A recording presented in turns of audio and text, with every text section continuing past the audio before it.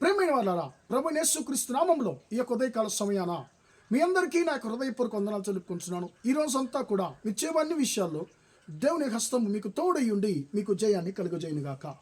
శుద్ధ హృదయము అనేటువంటి అంశం మీద మనము ఈరోజు దేవుని యొక్క వాక్యాన్ని ధ్యానించుకోబోతున్నామండి. ప్రియమైన దేవుని బిడ్డలారా, కీర్తన గ్రంథము 51వ కీర్తన 10వ వచనంలో ప్రియమైన దేవుని బిడ్డలారా, దావీదు మహారాజు దేవుని దగ్గర ఒక విజ్ఞాపన చేస్తున్నాడు. ఆ విజ్ఞాపన ఏంటి? దేవా, నాలో శుద్ధ హృదయము కలుగజేయము అనేటువంటి మాటను ఆయన అక్కడ ఒక విజ్ఞాపనగా ఆయన దేవునికి మొరపెట్టేది మనం చదువుతున్నాం.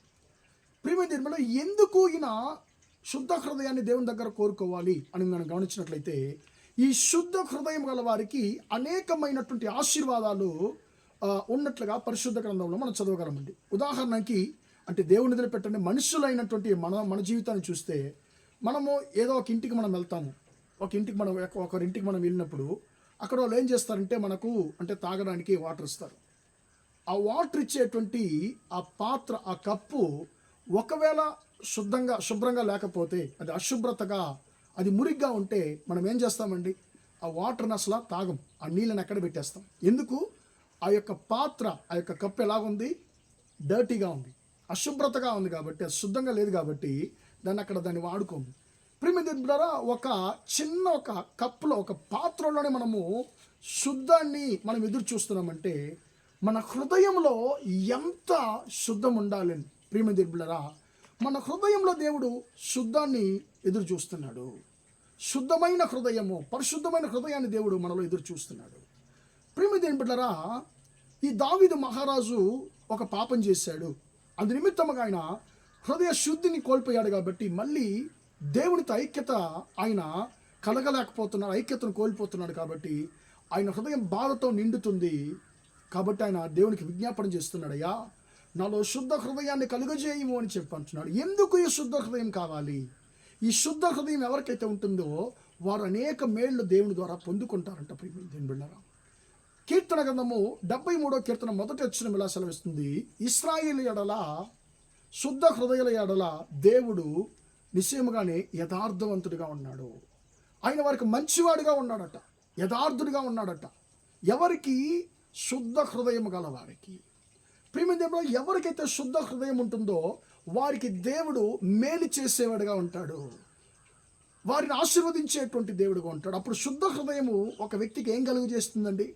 మేలును, ఆశీర్వాదాన్ని కలుగు చేస్తుంది. కాబట్టి ప్రియమైన దేవుడా, మనము మేలు పొందుకోవాలంటే, మనం ఆశీర్వాదాలు పొందుకోవాలంటే మనం దేవునికి ముందుగా శుద్ధ హృదయం గల వారిగా మనం ఉండాలని చెప్పి పరిశుద్ధ గ్రంథం మనకు తెలియజేస్తుంది.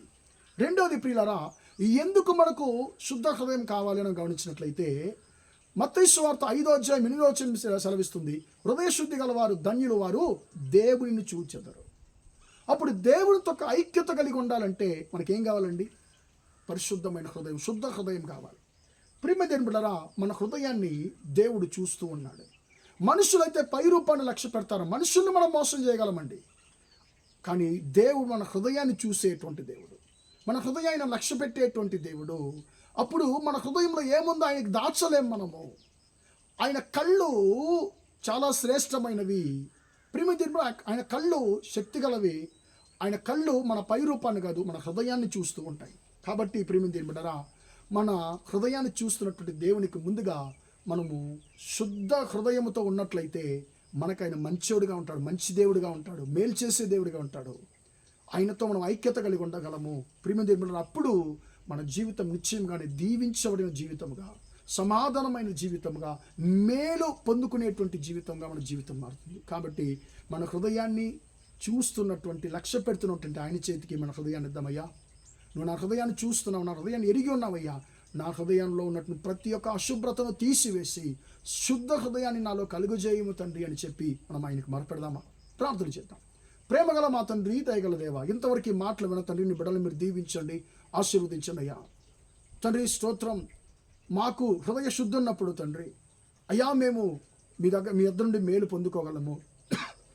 శుద్ధ హృదయము మాలో ఉంటే అయ్యా, మీరు మాకు మేలు చేసే దేవుడిగా ఉంటారు తండ్రి. మీతో ఐక్యత కలిగి ఉంటాము. తండ్రి మిమ్మల్ని చూసేటువంటి ఒక అర్హత గల వారుగా ఉంటాం. కాబట్టి మాలో శుద్ధ హృదయాన్ని కలుగజేయమని ప్రార్థిస్తున్నాను. మీ బిడ్డల యొక్క హృదయ శుద్ధిని పాడు చేస్తున్నటువంటి ప్రతి ఒక్క అశుభ్రతను యేసయ్య నామంలో మీ బిడ్డల యొక్క జీవితం నుండి, హృదయం నుండి తొలగించమని ప్రార్థిస్తున్నాను. అయ్యా, మేము నీకు ముందుగా తండ్రి శుద్ధ హృదయంతో ఉండి నీ ద్వారా దీవించబడ్డానికి కృప దయచేయమని ప్రార్థిస్తున్నాను. ఈరోజంతా కూడా మా సహోదర సహోదరులు చేసే అన్ని విషయాల్లో మీ హస్తం వారికి తోడయ్యుండోని ఆశీర్వదించమని యేసయ్య నామములో ప్రార్థించి అడిగి వేడుకొనుచున్నాను తండ్రి. ఆమేన్, ఆమేన్. ప్రియమైన వారలారా, దేవుడు మిమ్మల్ని దీవించి ఆశీర్వదించును గాక. Praise the lord, praise the lord.